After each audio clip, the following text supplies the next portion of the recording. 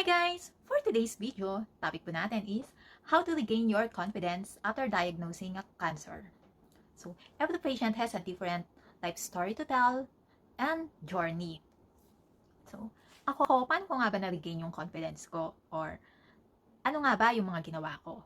So, una, acceptance is the key.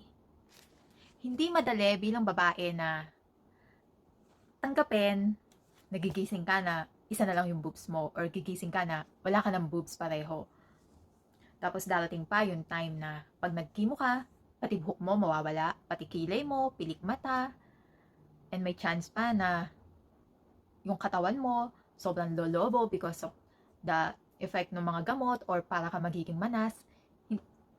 Sobrang hirap yon sa babae. Pero syempre, we need to accept na ito yung reality. Ito yung sitwasyon natin ngayon. So, kung i-accept kasi natin yon, mas gagaan ang lahat. And mas magiging ready tayo na harapin yung mga challenges na darating sa atin. So, yun nga yung una, acceptance is the key. And number 2, always look on the brighter side. Pag cancer patient ka, aminin natin, hindi natin alam kung hanggang kailan na ba yung buhay natin. Pero syempre, dapat think positive pa rin tayo na pag nagpagamot ako, malaki ang chance na gagaling ako. So, during chemo, kailangan ready tayo na kung ano yung mga magiging side effect nun sa katawan natin. Una na nga doon, malalagas yung buhok natin. Alam ko, napakahalaga ng buhok sa isang babae. Kasi nga, parang crowning glory natin yung buhok natin, di ba? Parang, eto yung ano natin eh. Eto yung isa sa inaalagaan natin, bukod sa katawan natin. Tapos bigla na siya mawawala. Pero syempre, kailangan ang isipin natin, pag nag-chemo ako, malaki ang chance na gagaling ako. Malaki ang chance na magiging cancer-free ako soon.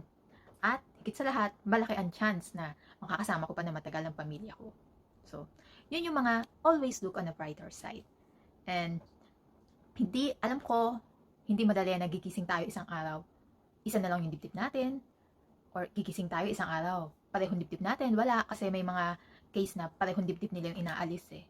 Pero syempre, lagi natin isipin na kahit naman mawalan ako ng dibdib, mas malaki naman yung magiging kapalit ng sakripisyo ko na to. Kasi may chance na, yun nga, hahaba pa yung buhay natin at mas gagaling tayo.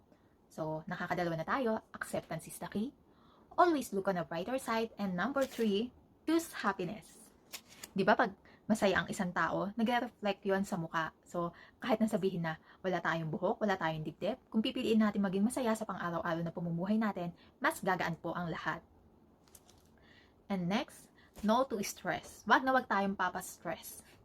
Kahit na, alam ko, after chemo, yung iba sobrang hirap na hirap talaga, hindi makatulog, hindi makakain, nagsusuka, sobrang mainitin yung ulo, mas piliin pa din po natin na chill lang yung isip natin. Kasi, malaking cause ng cancer po is yung stress. Kaya kailangan, chill lang lagi yung isip natin. Umiwas tayo sa mga makakapagpa-stress sa atin. Dapat light lang lagi. Parang magaan lang, mga ganun. Next, be thankful. So, kailangan matuto tayong i-appreciate ang lahat, matuto tayong magpasalamat sa mga simpleng mga bagay-bagay na nangyayari sa buhay natin, yung gigising tayo araw-araw, makakakain tayo, makakatulog tayo ng maayos, maging thankful po tayo kasi magre-reflect na din yon sa physical appearance natin. Mas magiging light yung mood natin, mas magiging light yung itsura natin kasi hindi tayo stress, hindi tayo aburido. Kasi kung ikaw ay pasyente na laging aburido, ay nako, papangit ka at mas tatanda ka. Pero syempre, naiintindihan ko naman. Kasi may time talaga na siguro sa sobrang dami din ng mga ini-inject sa atin, sobrang init ng ulo natin.